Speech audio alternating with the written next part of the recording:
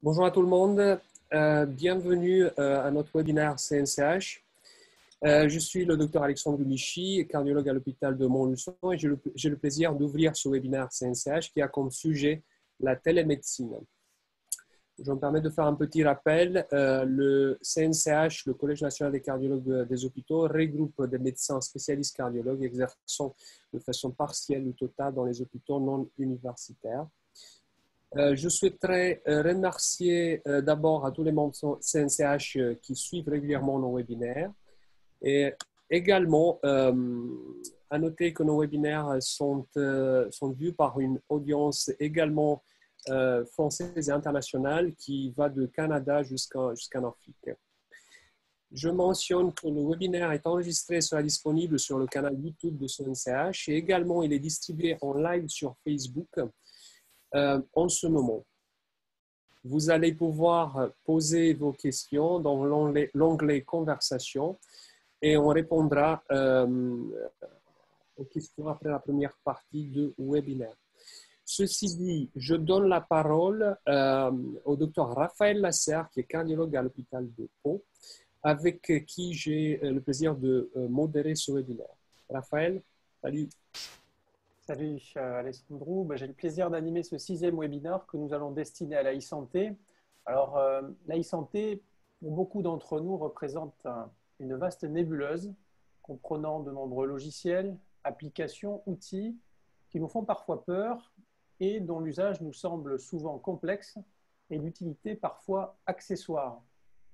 Persuadés que les patients n'y comprendront rien de toute façon, il est plus simple de rester dans un confort qui nous rassure. Eh bien, ce soir, vous allez être surpris. Vous allez découvrir des orateurs qui sont passionnés, qui sont lucides et surtout extrêmement motivants. On a envie de les suivre dans leur parcours. Ce sont 3 femmes et un homme qui vont partager avec nous leur esprit d'innovation. Nous allons aborder 2 sujets ce soir, la télésurveillance des insuffisants cardiaques avec la solution Satellia et la téléconsultation avec la solution EasyCardio.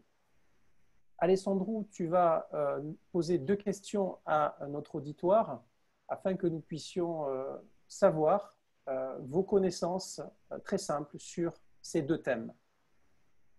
La première question va donc être affichée. Concernant le télésuivi des patients insuffisants cardiaques, considérez-vous que cet outil est inutile, modérément utile ou indispensable? Vous pouvez répondre à cette question. Et ensuite, dans votre centre, qui assure le télésuivi des insuffisants cardiaques? C'est un thème qu'on va aborder dans les questions-réponses. Est-ce vous-même en tant que cardiologue? S'agit-il de cardiologues référents qui prennent en charge les insuffisants cardiaques? Ou enfin, avez-vous déjà une collaboration entre infirmières et cardiologues? Voilà, vous pouvez cocher et répondre à ces questions. Avec 30 secondes, le résultat ne devrait pas tarder à apparaître. Et je vais ensuite donner la parole à Nicolas Pagès pour aborder le premier thème. Nicolas Pagès est interne anesthésie en 4e année et cofondateur de la société Satellia qui a déployé cette solution. Bonsoir Nicolas.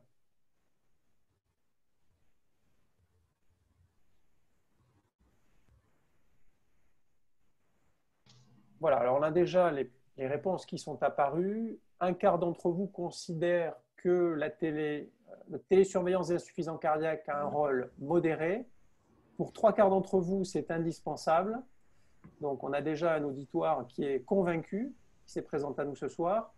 Et dans votre centre, et ça, c'est quelque chose de très important, on voit que plus de la moitié d'entre vous avaient déjà une collaboration avec vos infirmières. Et donc, il y a déjà un travail préalable, on peut penser, qui a déjà été mis en place. Certains cardiologues font le travail tout seuls pour un quart d'entre vous. Nicolas, je te laisse prendre la suite. Parfait. Merci Raphaël, merci pour l'invitation.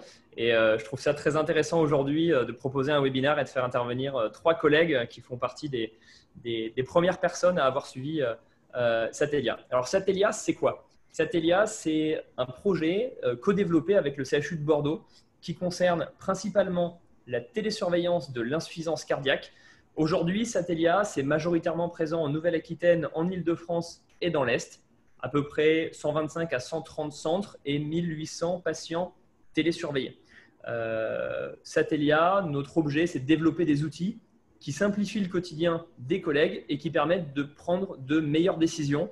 Plutôt que de vous faire une démonstration de l'outil aujourd'hui en un temps restreint, on a préféré donner la parole à 3 femmes qui sont utilisatrices, une personne qui est hospitalière, une personne qui est libérale et une personne qui est infirmière de pratique avancée en hôpital de jour. Et je vais laisser la parole immédiatement au professeur Marie-France Seronde du CHU de Besançon. Marie-France, c'est à toi.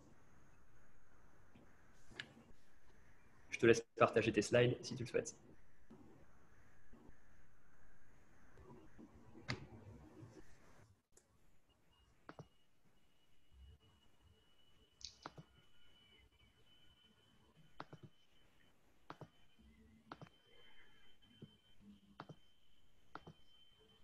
Il y a un délai de quelques secondes pour pouvoir partager les slides, mais ça va arriver.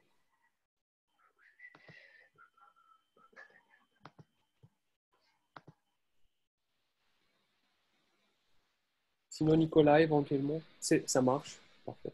Ouais, je pense que ça va aller. Il faut juste que, voilà, là et là. Non, ça marche pas. Vous voyez rien, je suis sûre. Non, non, c'était bien. Ah, c'était bien. C'est bon? Oui, juste, voilà, parfait. Bon, bah alors, je me présente. Voilà, je suis le professeur Seronde, je suis cardiologue au CHU de Besançon. Et donc, je vais vous présenter ma structure et ensuite, je répondrai à quelques petites questions qui pourraient vous aider à mettre en place la télésurveillance dans votre unité. Alors, j'ai créé le CETIC, le Centre d'éducation thérapeutique des insuffisants cardiaques, en 2003. J'ai obtenu les autorisations de l'ARS pour l'éducation thérapeutique en 2015. J'ai avec moi 3 infirmières, dont une titulaire d'un DU-DTP et qui est en cours de formation pour devenir infirmière de coopération. Nous sommes 3 cardiologues, un praticien hospitalier, une assistante et moi-même, une diététicienne et une assistante de recherche clinique. Actuellement, dans notre structure, nous suivons 2000 patients. On a 100 nouveaux patients inscrits en suivi d'insuffisance cardiaque et notre suivi se fait en ambulatoire, en hôpital de jour. Nous faisons de l'accompagnement thérapeutique, des ateliers de groupe, de l'individuel. Bien sûr, nous adaptons les traitements et nous réévaluons nos patients en écho et en tests fonctionnels. Depuis 2013, on a ouvert une unité de prise en charge des patients en insuffisance cardiaque avancée et nous avons actuellement 15 patients qui sont porteurs d'assistance ventriculaire gauche. Notre unité, c'est aussi un réseau régional puisque nous collaborons avec les centres hospitaliers périphériques, mais aussi les cliniques. Et nous avons mis en place une visioconférence avec une sorte de RCP où nous échangeons nos pratiques tous les 2 mois. Et nous avons un énorme séminaire sur l'insuffisance cardiaque qui est organisé chaque année avec cette fois-ci tout le Grand Est, c'est-à-dire la région Grand Est, mais aussi la Bourgogne et la Franche-Comté. Et jusqu'à présent, et jusqu'au Covid, on va dire, nous n'avions pas de télésurveillance dans notre service, pas de téléconsultation, mais nous avions un projet de mettre en place et nous avions déjà fait quelques démarches. Alors, pourquoi et qu'est-ce qu'apporte la télésurveillance finalement pendant cette période de Covid et après? Et qu'est-ce qui nous a forcé à le faire? Bien, comme vous, je pense que cette activité qui est normalement cette activité programmée, eh bien, n'existait plus pendant la période du Covid. Chez nous, c'était un petit peu la guerre.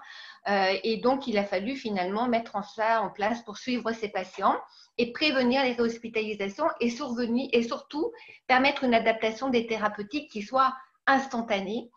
Après le Covid, on s'est dit que ça nous permettrait de suivre des patients qui d'habitude qu'on ne voit pas en présentiel parce qu'ils habitent trop loin, parce qu'ils sont trop âgés. On s'est rendu compte que pendant le Covid, finalement, la télésurveillance, ça rassurait beaucoup les patients parce qu'ils ne se retrouvaient pas seuls. Et puis, ça nous permet d'avoir un financement. Alors, combien de temps ça nous a pris? Alors, je vous ai dit que j'avais déjà fait des démarches, c'est-à-dire j'avais vu déjà plusieurs plateformes et j'avais donc l'espoir de pouvoir faire ça, mais dans les 3 mois. Et avec le Covid, ça a vraiment mis le feu aux poudres. En fait, en 1 mois et demi, nous avons inclus presque 78 patients dans la formule Satellia, puisque là, on n'avait pas besoin de matériel connecté. Tout se faisait par l'intermédiaire de notre ordinateur. Les patients étaient connectés avec leur téléphone portable et tout est parti de là. Et je pourrais dire merci au Covid. Alors, l'avantage de Satellia, c'est qu'il y a aussi une plateforme infirmière qui nous aide énormément. De fait, elle rappelle les patients une fois qu'on les a informés on voulait les inscrire en télésurveillance. Elle les rappelle, elle les informe clairement, elle leur montre comment ça marche. Ensuite, chez les patients qui ne sont pas équipés ni d'ordinateur ni de smartphone, eh bien, elles assurent le suivi téléphonique. Donc, les patients savent que 2 fois par semaine, l'infirmière va les appeler. Elle les rappelle aussi s'ils ne se pèsent pas, parce que ça, c'est très chronophage. Pour l'avoir testé avec d'autres plateformes, c'est vrai que de s'assurer que le patient se pèse, ça nous prend beaucoup de temps. Vous avez là aussi la possibilité, là je pense aux cardiologues qui sont en cabinet, eh bien, vous pouvez aussi faire de l'éducation thérapeutique puisque les infirmières peuvent le faire à votre place. Elles organisent la réalisation de bilans biologiques, surtout en période d'alerte. Elles demandent en urgence le prélèvement à l'infirmière et au laboratoire, ce qui est très utile. Et ces infirmières sont très, très réactives. Il y a même un système de chat où on peut vraiment échanger avec elles de façon instantanée et elles répondent à nos questions très vite. Donc voilà, je pense que ma présentation est terminée. Je vais passer le mot à Sonia. Bonsoir. Donc, je me permets d'introduire Madame Sonia Créton, qui est infirmière en hôpital de jour à PHP Cochin et qui va nous présenter pourquoi faut-il articuler une UTIC avec un outil de télésurveillance. Bonsoir Sonia. Bonsoir. Alors, effectivement, excusez-moi.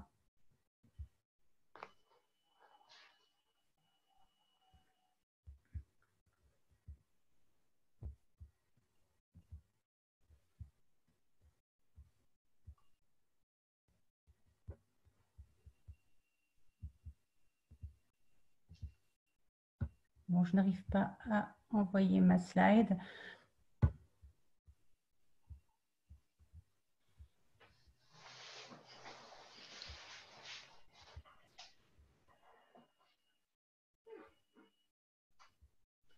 C'est pas grave, je vais partager mon écran, Sonia.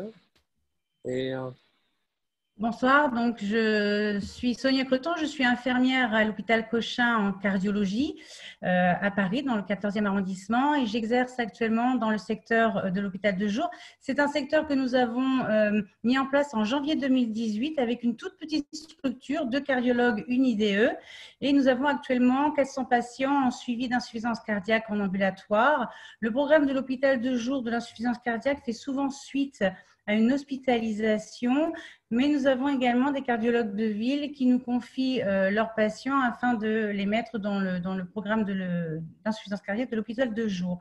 Le rôle de l'infirmière en hôpital de jour est bien évidemment la programmation des patients, mais également l'éducation thérapeutique de celui-ci afin qu'il puisse appréhender au mieux sa pathologie, et également la télésurveillance que nous avons mis en janvier 2018, très rapidement après l'ouverture. C'était un outil dédié au corps médical dans un premier temps, et la file active de nos patients a augmenté très rapidement. Donc, les missions de l'infirmière sont venues pallier un petit peu et permettre aux médecins d'avoir un peu plus de temps, de gain de temps. L'infirmière mettant les patients en inclusion, mais aussi se permettant de suivre les patients en alerte. Alors, qu'est-ce qui nous a poussé à franchir le pas de la télésurveillance? Ce sont certains de nos patients qui étaient suivis avec un parcours un peu chaotique, en pointillé, qui manquaient essentiellement leur consultation et qui arrivaient la plupart du temps soit en décompensation, soit en rupture de traitement. Mais également, donc, il fallait, pour ces patients, trouver un moyen de les suivre à distance tout en pouvant les faire venir au moment opportun, si je puis dire. Et puis, nous avons mis la titration de l'insuffisance cardiaque en place avec des paliers de 2 à 3 semaines, des rendez-vous donc très proches pour le suivi trop proche. La télésurveillance a permis de faire certains paliers à domicile avec une surveillance de télésurveillance avec un retour des symptômes éventuels. Alors, pourquoi l'outil de télésurveillance et pourquoi pas un autre outil? La télésurveillance est un outil supplémentaire sans avoir de personnel supplémentaire en ayant un suivi optimisé du patient. surtout dans l'outil Satellia qui s'adapte très bien à l'utilisateur puisque tout besoin et les problèmes relevés par l'utilisateur est vite identifié et des solutions sont très vite trouvées. Il y a une simplicité et une efficacité avec cette ergonomie du clic et pour les professionnels que nous sommes, mais également pour les patients puisque dans notre file active, la doyenne, la doyenne qui utilise Satellia a à peu près 93 ans, à environ 93 ans. Et enfin, l'absence d'objets connectés, bien évidemment, puisque ça nous permet de ne pas avoir quelques difficultés matérielles et faire appel à des prestataires. Alors, comment tout ça s'organise autour de la ville? Je vais vous raconter deux petites histoires. Une infirmière libérale à domicile qui se retrouve confrontée à une ordonnance contradictoire avec deux prescripteurs différents. Elle revient vers nous et à ce moment-là, on propose donc à l'infirmière libérale et à la patiente d'être inclus dans la télésurveillance afin d'avoir le retour des symptômes éventuels de la patiente et de réajuster très vite la prescription que l'on renvoie directement à l'infirmière libérale. Et le deuxième exemple, c'est une alerte Satellia un vendredi à 16 h d'un patient qui est suivi par un cardiologue de ville. Nous l'avons donc pris en charge, nous avons traité l'alerte, levé l'alerte et le patient a pu prendre à distance un rendez-vous avec son cardiologue de ville afin de faire une mise au point.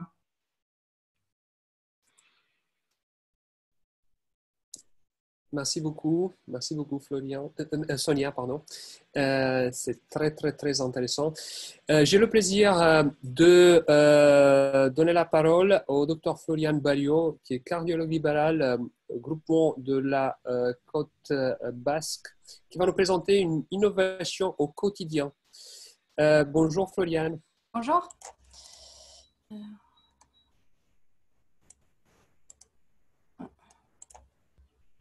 Me dit que l'animateur a désactivé le partage d'écran dans les participants. Il est embêtant cet animateur. Ok.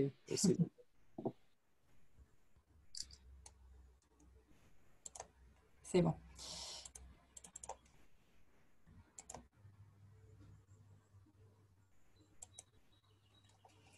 Bonsoir à tous. Donc, merci à vous de me donner la parole pour partager notre expérience. Donc, pour commencer, la grande particularité du Pays Basque, c'est que la grande majorité des cardiologues se sont réunis en deux groupes de cardiologie libérale qui couvrent une grande partie du Pays Basque et du sud des Landes au moyen d'une quinzaine de sites d'activité.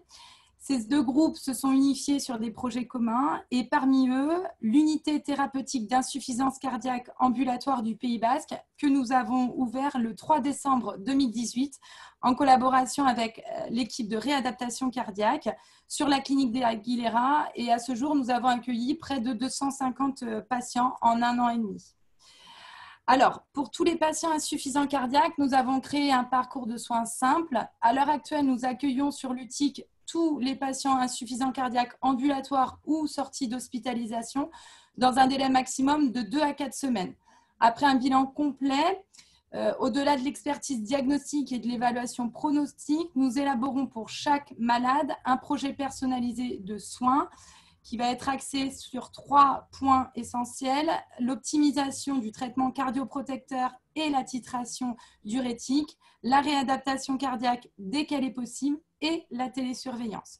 Alors, pourquoi nous sommes venus à la télésurveillance?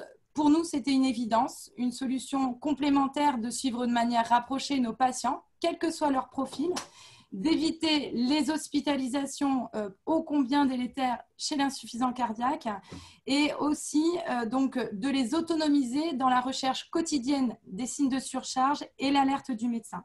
Et d'ailleurs, la réadaptation cardiaque s'articule très bien à la mise en place de la télésurveillance. Alors, à qui proposons-nous la télésurveillance? Notre réponse, elle est très simple.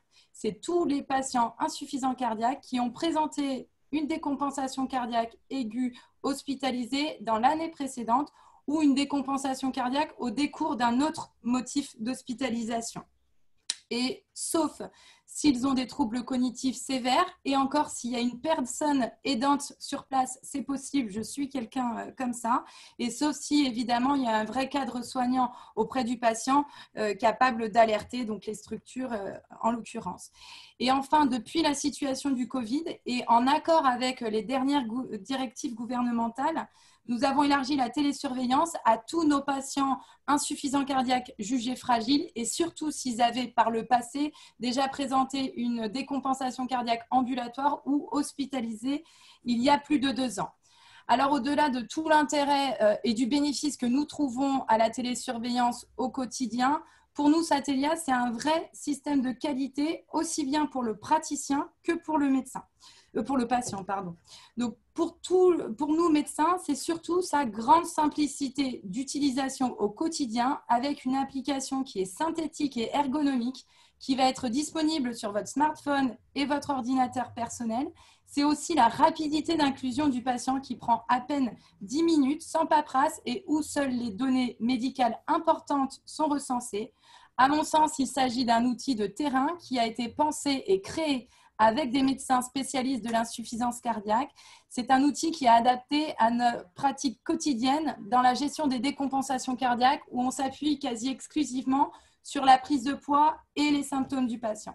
Et enfin, dans l'équipe soignante Satellia, il y a des infirmières spécialisées qui sont donc chargées d'assurer la télésurveillance des malades sans smartphone, mais aussi de contacter donc les patients qui ne répondent pas, nous solliciter s'il y a des problèmes suspects et vérifier la véracité des alertes, ce qui va renforcer l'observance du télésuivi par les malades, mais aussi diminue la sollicitation du médecin pour fausse alerte.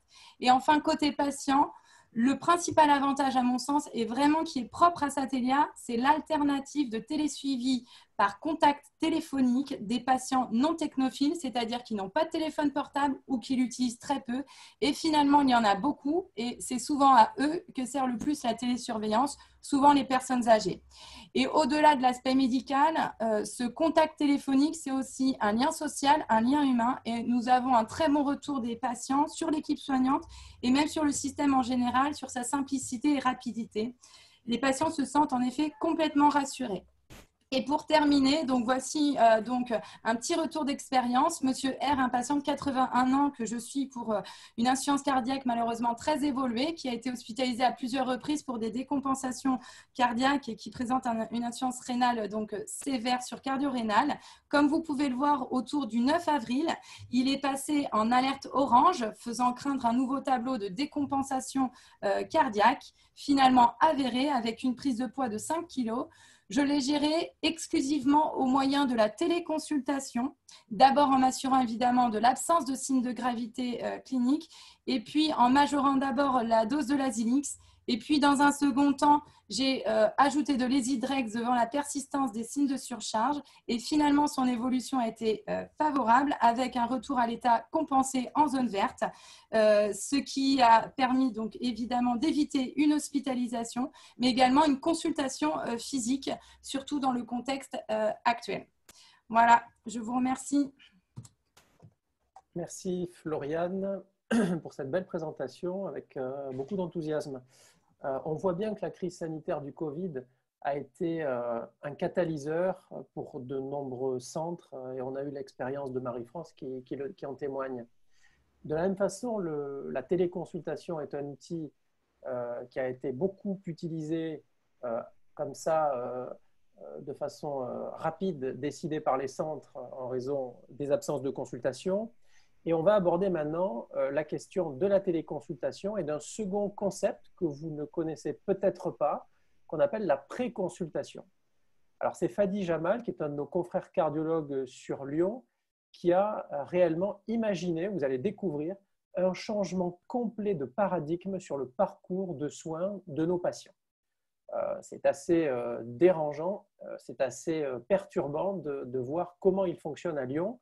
On va tout de suite vous poser 2 questions pour connaître vos connaissances en préconsultation et téléconsultation auxquelles vous allez, comme tout à l'heure, répondre. Si Alessandro, tu peux nous donner les questions. La première question va concerner la préconsultation. Alors, la pré-consultation, on peut le dire, vous ne connaissez pas, vous n'avez jamais entendu parler. Deuxième question, vous pratiquez déjà la pré-consultation et on va voir. Troisième possibilité, vous avez le projet de faire de la pré-consultation. Voilà. Donc, vous allez répondre à cette question sur la pré-consultation. Ensuite, sur la téléconsultation. Vous pouvez dire que vous la pratiquiez déjà avant la crise sanitaire ou bien vous pratiquez la téléconsultation depuis la crise sanitaire via votre téléphone. Troisième possibilité, vous pratiquez la téléconsultation avec des outils numériques dédiés. Ou enfin, vous ne faites pas de téléconsultation pour l'instant et peut-être avez le projet d'en faire. Donc, je vous laisse répondre à ces deux questions. On va pas tarder à voir les réponses qui vont pouvoir guider Fadi dans son exposé en connaissant un petit peu mieux les membres qui assistent à ce webinaire. Voilà, vous pouvez encore voter. Alors, 2/3 d'entre vous ne connaissent pas la préconsultation et donc c'est tout l'enjeu de Fadi qui va pouvoir développer ce thème qui est vraiment son thème de prédilection, je pense. 1/4 d'entre vous font déjà de la préconsultation et là, je dois dire, je suis bluffé par ce résultat. Concernant ensuite la téléconsultation, 20% d'entre vous le faisaient déjà avant la crise sanitaire et on voit bien que plus de la moitié des personnes n'en font pas encore, donc sont effectivement un petit peu perdus sur quel outil va-t-il falloir choisir. Allons-nous en faire après la crise du Covid? Eh bien, c'est à toi, Fadi, de nous expliquer tout cela. Eh ben, merci Raphaël, merci Alexandro. Je vais commencer par partager mon écran. Voilà, tac, tac.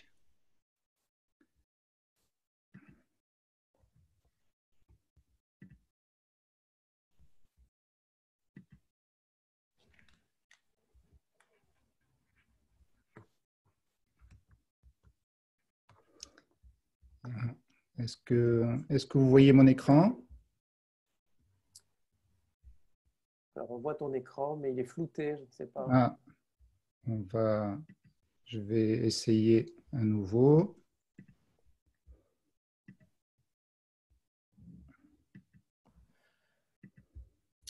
Nous répondrons à toutes les questions que vous posez sur le chat à l'issue de la présentation de Fadi, bien sûr,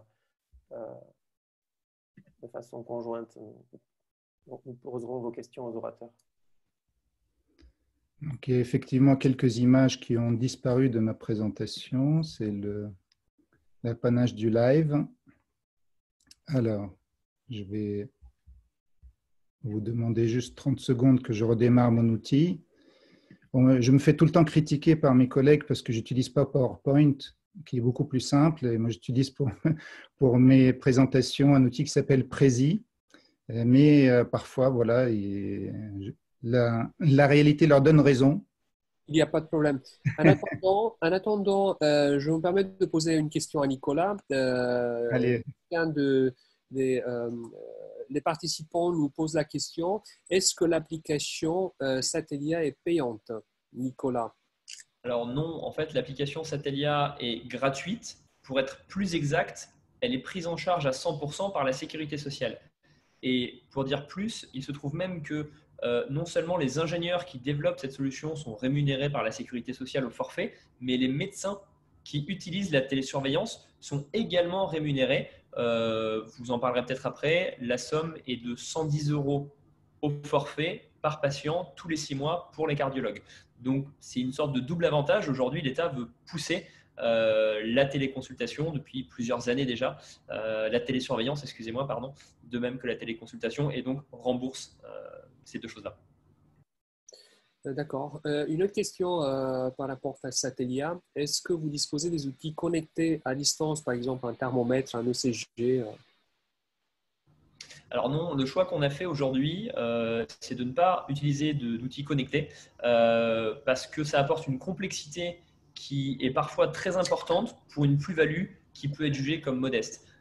Certains patients peuvent en avoir besoin. En général, ces patients sont déjà équipés et peuvent déjà communiquer avec leur médecin cardiologue traitant. aujourd'hui sur des objets connectés type balance connectée ou tensiomètre connecté, la plus-value de certains de nos utilisateurs, elle est jugée comme trop modérée pour mettre en place un tel système logistique. Je te remercie. Alors, Fadi a réglé son problème. Alors, là, il y a quelques images qui ne vont pas peut-être apparaître, mais est-ce que vous voyez le logo du collège du CNCH? On voit ta présentation. À gauche, ici, Cardio Presmed et à droite, pour SC Cécile. Ah, d'accord. Donc, OK. Donc, je vais… hop.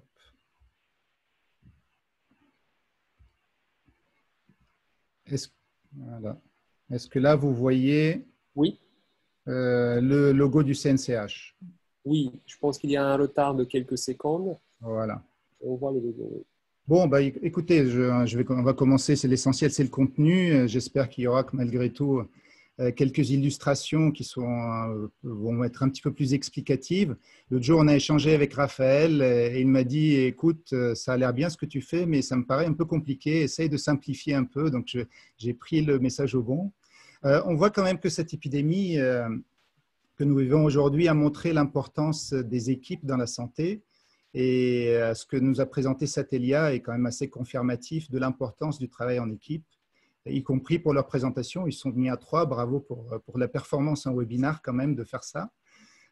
Pourquoi je vous parle de ça alors qu'on est censé parler de santé numérique? Je vais partager avec vous une première conviction vraiment forte, c'est que le numérique va in fine nous inciter à travailler en équipe. Et cette équipe inclut évidemment le patient. On voit même que le travail de webinaire nécessite quand même un travail en équipe comme ce qu'a fait Alexandro, Raphaël et toutes les équipes derrière du CNCH. Alors, la téléconsultation est un du sujet malgré tout. Je vais commencer par ça. La téléconsultation, en fait, ce n'est qu'un moyen, ce n'est qu'un outil de mise en relation, finalement. Alors que le parcours de soins, c'est aussi ce qui se passe avant, mais aussi beaucoup de choses qui se passent après. Et on voit qu'une chose essentielle, malgré tout, c'est la téléconsultation reste du temps médical. Et à mon avis, en tant qu'outil seul, pris isolément, ça ne va pas révolutionner notre disponibilité. Alors, j'aimerais réfléchir avec vous et partager quelques idées. C'est comment intégrer tous ces outils qui nous arrivent, entre autres la téléconsultation, mais pas seulement, dans le parcours. Tout ça avec l'objectif, comment améliorer le parcours, l'accès à des soins de proximité qui est vraiment problématique aujourd'hui. Et comment aussi repenser la coordination et la relation entre la ville et l'hôpital. D'autant plus dans une spécialité comme la nôtre qui devient de plus en plus technique. Alors, ce qui est essentiel pour moi, c'est de bien préparer la consultation ou la téléconsultation. Et c'est toute l'idée de faire une pré-consultation. Comme son nom l'indique, c'est tout ce qui va se passer avant la rencontre avec le médecin et que ça concerne le recueil des données, l'analyse ou même on commence déjà à prendre des décisions sur les datas qu'on peut récupérer avant. Alors, pourquoi c'est essentiel? Vous voyez ici ce qu'on vit aujourd'hui. La réalité des choses, c'est que l'accès aux soins et le délai d'attente de consultation devient quand même de plus en plus incompatible avec une médecine de qualité. 61 jours, c'est le délai moyen d'attente pour la moyenne nationale en France en 2019 pour rencontrer un cardiologue. Et tout est concentré en fait sur quelques dizaines de minutes de consultation. Et pour moi, c'est évidemment la source principale de surmenage pour nous, professionnels de santé. Et en plus, pendant ces quelques minutes, on est dérangé inconstamment par des tâches qu'on n'a pas le temps de faire. Et c'est tout simplement suicidaire de continuer à gérer seul la quantité de data qui arrive et toutes les tâches annexes qu'on a besoin de faire pour assurer un service de qualité. Donc, tout ça se fait au prix d'un surmenage important. Et en plus, le parcours est fragmenté et discontinu. Et ce qu'il faut, c'est que le recueil d'informations commence le plus tôt possible dans le parcours. Et c'est là la participation du patient, elle est capitale. Mais aussi celle de la disponibilité d'outils numériques disponibles. simple d'utilisation qu'il peut commencer à utiliser chez lui pour commencer à nous donner des datas. Vous allez me dire, mais si tous les patients nous envoient leurs datas avant la consultation, comment va-t-on faire? Mais c'est tout simplement, et c'est là où on revient au travail d'équipe, c'est que l'analyse des données, c'est aussi, ça se fera par une équipe avant la rencontre avec le cardiologue. Et la préconsultation efficace, c'est un mix entre des outils numériques, mais aussi une première analyse de ces datas recueillies d'une manière déléguée. Ainsi, moi, cardiologue, je peux me concentrer sur la prise de décision et automatiquement, les délais de prise en charge seront plus courts. Et ça, on le vit depuis 1 an dans le centre qu'on a créé, je vous montrerai ça après. Et ça marche, je l'ai testé pour vous. Et on peut aussi, on en parlera rapidement, on n'abordera pas tout aujourd'hui, c'est qu'on peut déléguer une partie du suivi. Et comme ça, moi je peux vous dire que la vie du cardiologue est très belle, hein, et est très satisfaisante du point de vue qualité du rendu. Alors dans notre premier centre, les images n'apparaissent pas encore, mais ce n'est pas grave. Dans notre premier centre qu'on a créé l'année dernière à Lyon, on a des délais de moins de 6 jours qui se maintiennent après plusieurs mois de fonctionnement avec plusieurs milliers de patients. Et comment en pratique ça marche? Comment on arrive à ce résultat qui n'était pas gagné d'avance? Là, la préconsultation est essentielle parce qu'elle va nous permettre de recueillir ces données. On pourra en parler rapidement après sans donner trop de détails, mais c'est des données classiques qu'on recueille en consultation, sauf qu'elles sont recueillies avant, préanalysées, et ce qui nous permet d'obtenir un rendez-vous qualifié. Le rendez-vous qualifié, c'est quoi? Ça nous permet, avec des données qui nous permettent de déterminer le niveau de risque, le délai optimal de prise en charge, et aussi le type d'examen qu'on doit prévoir pour les patients. On va quand même aller un petit peu plus loin que la préconsultation pour montrer que c'est vraiment l'ensemble du parcours qu'il faut repenser, et pas seulement ce qui se passe avant, mais aussi ce qui se passe pendant la prise en charge. Et chez nous, dans le centre, en tout cas, il y a une liste de travail qui est créée en amont à partir de ces rendez-vous qualifiés. Au moment de la prise en charge dans le centre, tous les examens techniques sont délégués, y compris l'échographie cardiaque. Et ce n'est qu'après que j'interviens pour l'analyse purement médicale, l'examen clinique, l'organisation du suivi. Une chose qui est essentielle, qu'on ne va peut-être pas avoir le temps d'aborder complètement aujourd'hui, c'est le dossier médical partagé. Et nous, on en a un qui est intégré dans notre plateforme. Il est partagé avec le patient, parce que c'est le même dossier qui est utilisé pour la préconsultation. Il nous met tous ces documents dedans. Et il y a des alertes intelligentes qui nous permettent de gérer les nouveaux documents. Mais aussi, il est partagé vers l'extérieur, dans le dossier régional en région Auvergne-Rhône-Alpes, avec le médecin traitant qui peut y accéder soit directement, soit via le dossier régional. Et évidemment, il sera compatible avec le BNP. Et ce qu'on expérimente depuis quelque temps, et c'est là la coordination ville-hôpital est essentielle, c'est qu'avec plusieurs services de cardiologie interventionnelle ou d'urgence, on a ce dossier partagé. Il peut accéder, les médecins des urgences cardiologiques peuvent accéder directement à notre dossier et s'auto-habiliter pour accéder à tout le contenu. Ils n'ont pas besoin de nous appeler ni nous demander d'envoyer un fax. On voit malgré tout, là-dedans, il y a beaucoup de numérique et il est partout. Et effectivement, il y a plusieurs outils qui nous permettent d'arriver à ce résultat. Mais il ne faut pas oublier non plus qu'il y a beaucoup d'humains. Et c'est vraiment la combinaison des deux qui nous permet d'obtenir le meilleur résultat dans notre parcours. Alors, notre objectif essentiel chez EasyCardio, c'est de permettre au patient de parler avec son cardiologue. C'est son rêve, mais pas seulement de lui parler, mais que le cardiologue puisse avoir l'énergie, l'aide et les outils nécessaires pour l'écouter. Et la question essentielle, en fait, pour moi, n'est pas numérique. C'est qui sera le soignant de demain? Est-ce que c'est un médecin seul qui est un petit peu au bord du burn-out, comme ce qu'on peut rencontrer quand même couramment aujourd'hui? Ou est-ce que c'est un médecin qui travaille avec une équipe de professionnels de santé, coordonnés, chacun à son rôle, avec des outils numériques aussi, sans oublier évidemment la participation du patient. Pour moi, du point de vue qualitatif, le choix évidemment est fait. Alors, pour ceux que ça intéresse, nous avons, c'est là-dessus que je terminerai ma présentation. Envoyez-moi un mail si vous souhaitez que je vous partage avec vous un livre blanc qu'on a fait avec les équipes. On avait eu un petit peu de temps pendant cette période de confinement puisque l'activité en cabinet a bien baissé. Donc, on a écrit un livre blanc sur la téléconsultation en cardiologie et je me ferai un plaisir de le partager avec vous si vous le souhaitez. Merci. Merci beaucoup, Fadi, de ton intervention. Alors, j'ai retenu, il y aurait plein de choses à dire. On avait fait tous les deux une réunion préalable et j'ai retenu 2 phrases que tu m'avais dit dans nos échanges. La première, c'est il faut faire travailler le patient en amont de la consultation, qu'elle soit physique, qu'il s'agisse d'une téléconsultation. Il faut impliquer le patient dans le parcours de soins. Est-ce que ça, on ne le fait pas suffisamment aujourd'hui?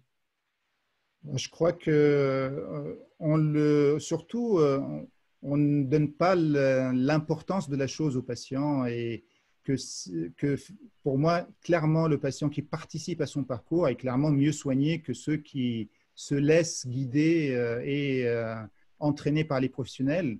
Et le corollaire, c'est que ça nous demande beaucoup plus d'énergie avec ces patients. Et c'est vraiment vital pour nous, si on veut fournir une médecine de qualité. Il n'y a qu'à voir quand un patient se présente à la consultation, qui a oublié son ordonnance, qui vient sans la lettre de son médecin et qui n'a pas ses résultats précédents et qu'il a déjà vu un cardiologue il y a 1 an. C'est tout simplement, on finit par une consultation qui n'a pas beaucoup d'utilité. Et ça, c'est du quotidien malgré tout. Donc, le fait de le sensibiliser à une préconsultation, ça lui permet au moins d'être préparé à ce qu'on attend de lui. Et aujourd'hui, on a vraiment en 1 an, alors qu'au début, on avait peut-être 30 à 40% de patients qui partageaient déjà spontanément ces données. Aujourd'hui, on est à 60%. Et il y a toujours des patients qui auront du mal à se connecter. Et là, il faut carrément qu'il y ait un nouveau métier, un assistant numérique qui les aide à faire. Il ne faut pas les laisser au bord de la route. Il faut les soigner comme les autres. Et ceux qui n'y arrivent pas, il faut qu'on se donne les moyens de les aider. Mais clairement, c'est vital, la participation du patient. Finalement, il faut que le patient devienne acteur de son parcours de soins et que les mentalités évoluent. Souvent, cette participation, on l'a dans les maladies chroniques, comme l'insuffisance cardiaque sans doute, mais c'est vrai que dans la plupart des consultations de cardiologie, on n'a pas cette implication des patients. Tu m'as dit une deuxième chose, et après, on passera sur les questions pour le télésuivi. Tu m'as dit, pendant la crise du Covid, beaucoup de cardiologues se sont tournés vers la téléconsultation comme un outil miracle, et pas mal d'entre eux ont déchanté en disant, parce qu'ils n'ont pas une très bonne expérience de ça, parce que c'est une téléconsultation prise finalement isolée, sans préparation. Et tu m'as dit une phrase, c'est une consultation physique mal préparée, c'est la galère. Effectivement, des fois les patients, ils arrivent avec un gros dossier sur la table, on a 15 minutes pour les voir et ils ne comprennent pas qu'au bout d'une demi-heure, on classe l'affaire. Et tu m'as dit une téléconsultation mal préparée, c'est pire. Ce qui met vraiment en avant ce concept de la préconsultation. Je crois qu'il faut qu'on mûrisse tous tranquillement, qu'on réfléchisse à ce concept de préconsultation pour arriver effectivement à un parcours de soins beaucoup plus fluide. Qu'en penses-tu ? Je crois que je ne peux que te donner raison. Quand il y a une consultation physique avec une assistante qui est disponible, qui peut malgré tout passer un petit coup de fil, récupérer une ordonnance, un résultat, pour nous aider quand même à combler le vide d'une consultation mal préparée, on y arrive. Mais quand on a une téléconsultation qui doit se dérouler en 15 minutes, malgré tout, parce qu'on est là pour l'échange, si on n'a pas toutes ces informations, c'est vraiment un échange qui ne sert pas à grand-chose, parce qu'on ne peut pas apporter et on finit par conclure, revenez nous voir. et là, on a perdu tous les deux, le patient et nous, on a perdu du temps. Il y a une petite remarque quand même sur la téléconsultation qui est un apport non négligeable. Ça nous oblige quand même, c'est pour ça que c'est un peu déroutant au départ, ça nous oblige à écouter le patient parce qu'on n'a que ça à faire. On ne peut pas l'ausculter en disant c'est bon, j'ai assez entendu, on passe à autre chose. On est obligé de l'écouter et c'est vraiment dans l'échange. Et la sémiologie de l'écoute, on l'a peut-être un petit peu perdu avec la technique. Mais bien sûr, 90% des réponses, on les a dans l'interrogatoire. Et il ne faut pas résister à ne pas faire de téléconsultation sous prétexte que nous n'avons pas d'électrocardiogramme. Nos collègues nous l'ont démontré, le télésuivi des insuffisants cardiaques, pas besoin d'électrocardiogramme à chaque fois. Le suivi d'une hypertension artérielle avec un appareil des patients qui sont équipés d'appareils d'automesure, il n'y a pas besoin d'un électrocardiogramme à chaque fois. Et ces téléconsultations, il faut qu'on profite de cette crise sanitaire pour les mettre en œuvre de façon satisfaisante. Il ne faut pas se contenter de ce que beaucoup d'administratifs nous disent en ce moment. Passer des coups de téléphone, la Sécu va nous rembourser. Et dans 3 mois, qu'est-ce qui va se passer? Une fois que la crise sanitaire, je l'espère, aura disparu, on risque de retomber dans les travers d'avant. Et il faut de bons outils de téléconsultation qui permettent à ce que les patients uploadent leurs ordonnances, leur bilan sanguin, etc. Et que nous, derrière, on puisse aussi avoir la facilité de générer des ordonnances de biologie, de médicaments, avec les outils dont le tien, qui sont vraiment des outils très, très intéressants, où l'humain existe toujours quand même. Si vous êtes d'accord… L'humain est indispensable. L'humain est indispensable, vraiment insister là-dessus. On va maintenant poser des questions. Alessandro, est-ce que tu as des questions à poser à nos oratrices? Merci Raphaël, merci Fadi, une présentation excellente. Alors, j'aurais 3 questions pour l'équipe Satellia. Notamment, alors pour professeur Serond, une question, surtout concernant le temps de mettre en place la téléconsultation dans un service. Combien de temps ça prend effectivement? Alors, de mettre la télésurveillance en place. Alors, si on oublie ce qu'il y a autour, c'est-à-dire voir les tutelles, les directeurs financiers, etc., la mise en place, alors je parle de Satellia, hein, la mise en place de Satellia, je dirais que ça met en 5 minutes, on rentre un patient. Non, mais c'est vrai. Il faut faire une déclaration à l'ARS. Les documents sont préétablis par Satellia. Il faut signer. On envoie à l'ARS. Et puis ensuite, on n'a plus qu'à installer le petit logiciel sur son ordinateur ou sur son téléphone portable. Et puis, on rentre le nom du patient, on rentre ses antécédents, on rentre son poids de base, on rentre son BNP, on rentre sa fraction d'éjection, et puis son numéro de téléphone. Et puis voilà, c'est fait. Non, c'est vraiment… franchement, moi, je m'y suis mis très, très vite. Hein, très, très vite. Alors, pour mon administration, le Covid m'a aidée puisque j'ai mis un mail à ma directrice en lui disant, voilà, mes patients en insuffisance cardiaque sont en difficulté. Je ne vais plus les voir pendant près de 3 mois. Il faut faire quelque chose. Elle m'a dit tout ce qu'il ferait, tout ce que je pourrais faire, je le ferai. En 24 heures, elle m'a signé les documents et c'était parti. Donc, ça a été vraiment très, très, très vite. Moi, j'étais vraiment surprise et je me suis dit, on aurait été peut-être dans une période plus calme, on aurait mis beaucoup plus de temps pour le faire, quoi. Hein. Mais là, non, franchement, ça va très, très vite. Super. Et concernant la facturation des actes, oui. Comment ça se passe? Alors là aussi, Satellia s'occupe de tout. Donc, en fait, il faut faire une ordonnance qui est déjà préétablie à l'avance. Hein, donc, une ordonnance pour la télésurveillance pour 6 mois. Et ensuite, il faut envoyer tout ça à la Sécu. Et puis ensuite, voilà, Satellia ou l'unité de télésurveillance est rémunérée, l'hôpital est aussi rémunéré. Et en cabinet, c'est la même chose. Je pense que Floriane peut répondre. C'est exactement la même chose. Voilà. Oui, du côté du cabinet, en fait, après, je pense que ça dépend de chaque logiciel et manière de fonctionner de chaque cabinet, mais c'est très simple, en fait. C'est vrai que sur Satellia, ils ont sur leur logiciel, en fait, la liste des patients donc, qui sont inclus. Et puis, on voit, en fait, donc, au bout de 6 mois, on a une alerte pour nous dire qu'il faut facturer donc, le patient de la télésurveillance. Et donc, moi, j'utilise sur notre logiciel donc, du Pays Basque, j'ai même pas besoin de voir le patient en visu, je fais en mode dégradé sur la carte vitale et après ce qui nous permet d'envoyer directement les données à la CPAM et d'être facturé. Donc c'est très simple, vraiment ça prend pareil 5 minutes, hein. Il n'y a pas de problème pour ça. J'avais une question pour Floriane justement, puisque tu as pris la parole. Dans nos échanges préparatoires, on a parlé du suivi de ces patients avec les outils qu'amène, les informations qu'amène cet outil, le poids, les symptômes. Et tu nous as expliqué quelque chose, moi, qui m'a un peu surpris et qui m'a donné à réfléchir, c'est la notion de titration des médicaments. C'est-à-dire que tu nous as expliqué, et je pense que tu peux le faire maintenant, que tu es capable de titrer des médicaments chez un insuffisant cardiaque sans forcément avoir une consultation physique. Ça, c'est assez quand même novateur. Après, oui, ça c'est aussi, je pense que c'est l'expérience de terrain à travers ma formation. J'ai été chef de clinique donc sur Bordeaux où on nous a appris qu'il fallait titrer les traitements même sans regarder les chiffres tensionnels et uniquement donc sur la symptomatologie des patients.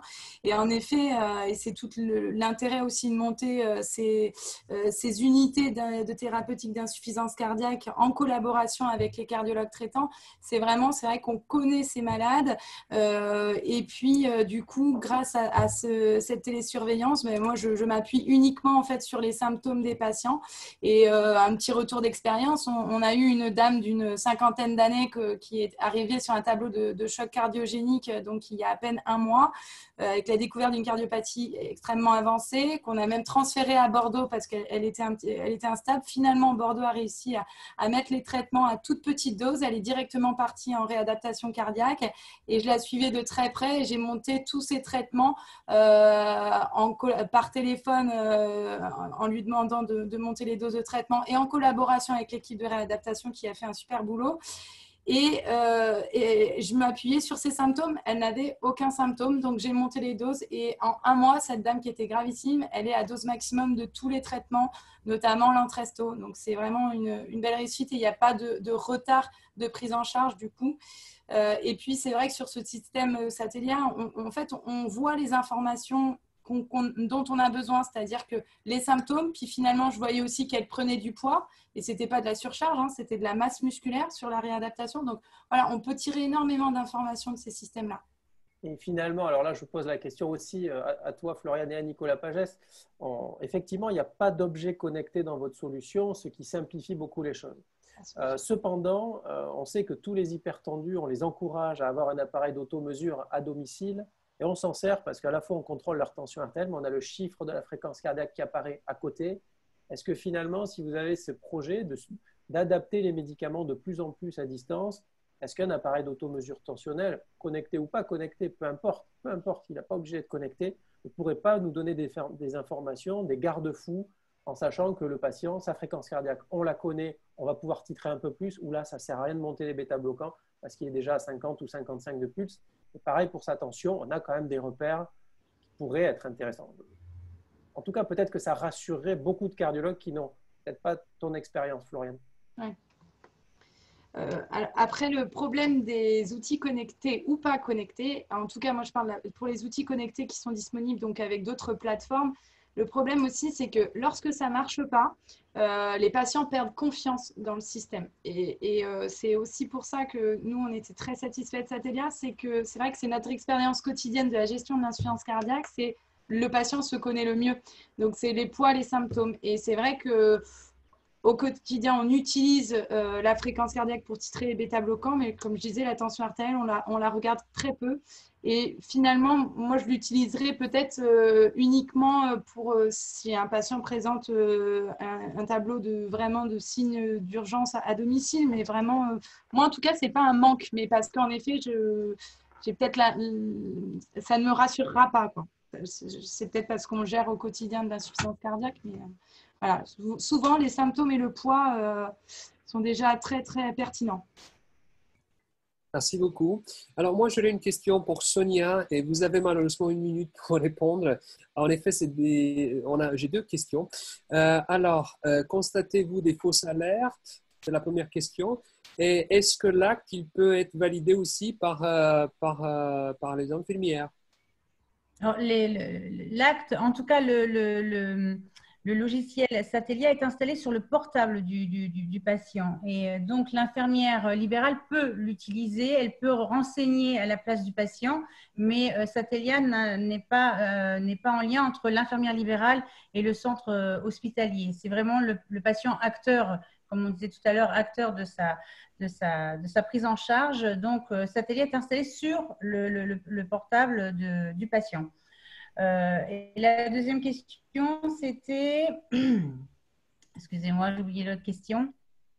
La deuxième question, c'est est-ce qu'il y a des fausses alertes? Alors, j'ai cru, au tout début, quand j'ai commencé à faire le suivi des alertes, il y avait certaines alertes qui ne me paraissaient pas appropriées. Et au fil du temps, chaque alerte a son bénéfice. C'est-à-dire que certains patients se mettaient en alerte, par exemple, pour une toux supplémentaire ou une dyspnée. Finalement, c'était un effet secondaire d'un traitement et non pas une décompensation ou une prédécompensation cardiaque. Donc, toutes les fausses alertes, entre guillemets, ne sont pas des fausses alertes et on maintient aussi cette confiance avec le patient et une relation de qualité avec le patient. Toutes leurs questions reviennent. Dès qu'il y a un souci, on peut effectivement répondre à leur questionnement. Donc, en vrai, il n'y a pas de fausse alerte. Ce qui est intéressant, Alexandrou, et je prends 20 secondes, c'est que beaucoup de gens qui ne sont pas du domaine médical veulent faire de l'informatique hyper intelligente, machine learning, intelligence artificielle. On entend beaucoup ça dans beaucoup d'endroits. Des fois, il faut être pragmatique. Regardez, on prend les symptômes du patient et on les donne à analyser au médecin. Le médecin, lui, son problème, ce n'est pas d'analyser les symptômes, c'est de les recueillir parce qu'il n'a pas une armée d'infirmières ou de personnel qui peut lui rapporter tous les jours sur une liste les symptômes du patient. Et en fait, en faisant ça, eh ben, l'analyse et le tri, on va dire, des alertes ou de la finesse, aucun algorithme ne peut faire ce que, en tout cas aujourd'hui, ne peut faire ce que Sonia dit, c'est-à-dire la toux aux IEC, les choses comme ça, c'est extrêmement complexe. Et je trouve que c'est la beauté de l'informatique, c'est en fait quand elle automatise des actes répétitifs à faible valeur ajoutée. En tout cas, c'est comme ça qu'on l'aperçoit. Merci Nicolas. On aura une dernière question avant de conclure pour Fadi. Fadi, on a un infirmier qui nous demande comment analyser les données de pré-consultation. Je crois que tu nous avais parlé même d'outils qui puissent trier avec de la sémantique. Oui, en fait, aujourd'hui, il y a beaucoup de travail humain dans la préconsultation. Les données qu'on recueille globalement, c'est des choses classiques, c'est les symptômes, les facteurs de risque et les résultats des examens précédents. Et rien qu'avec ça, on arrive à déterminer deux choses. En tout cas, il faut un petit peu de recul. Les infirmières qui travaillent avec moi depuis 1 an sont maintenant aguerries et elles peuvent déterminer le délai optimal pour prendre en charge le patient. Elles peuvent l'avancer, elles ont la main pour avancer les rendez-vous et elles peuvent déterminer s'il faut une écho ou pas d'écho, ou uniquement un ECG. Évidemment, quand on se retrouve en live avec le patient, on peut changer les choses. Mais déjà, ça permet de se préparer pour, on va dire, 80% des patients. Mais il n'y a pas de conséquences dans la décision prise par nos infirmières, conséquences médicales dommageables pour le patient. C'est vraiment une orientation et ça nous permet vraiment d'améliorer l'organisation globale. Il y a une belle délégation de tâches et je crois que c'est vraiment important ce travail en équipe. Bien, je pense qu'on va donc conclure. On est tous maintenant convaincus que le télésuivi des insuffisants cardiaques doit être dans notre quotidien. Ça, c'est certain, qu'il faut réfléchir à cette notion de préconsultation et de parcours de soins. Je vous laisse vous rapprocher des intervenants qui seront sur notre site si vous souhaitez ou si vous avez encore des questions à leur poser. Et puis pour nous tous, cardiologues, au quotidien, nous sommes ici ce soir à assister à cette réunion parce que nous nous intéressons aux innovations. Et dans la société civile, vous savez, il y a des meneurs qui vont peut-être représenter 10 ou 15% des gens et dont vous faites sans doute partie parce que vous avez envie d'amener ces innovations dans vos centres.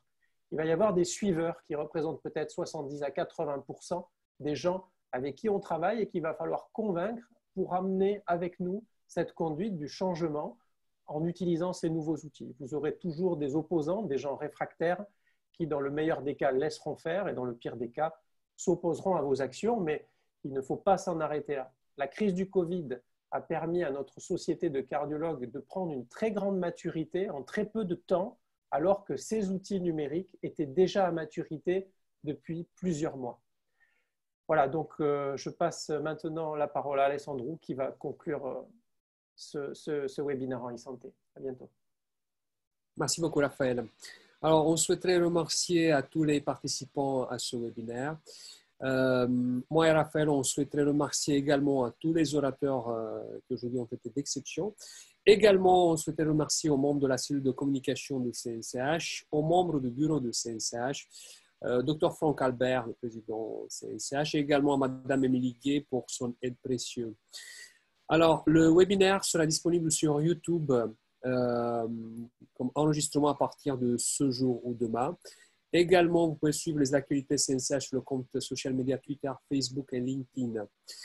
Et donc, j'ai le plaisir également d'annoncer le prochain webinaire programmé pour mercredi 20 mai à 18 h en collaboration avec l'Association des cardiologues de Québec et la Société canadienne de cardiologie, intitulé « Déconfinement, France versus Canada », avec, pareil, des invités d'exception.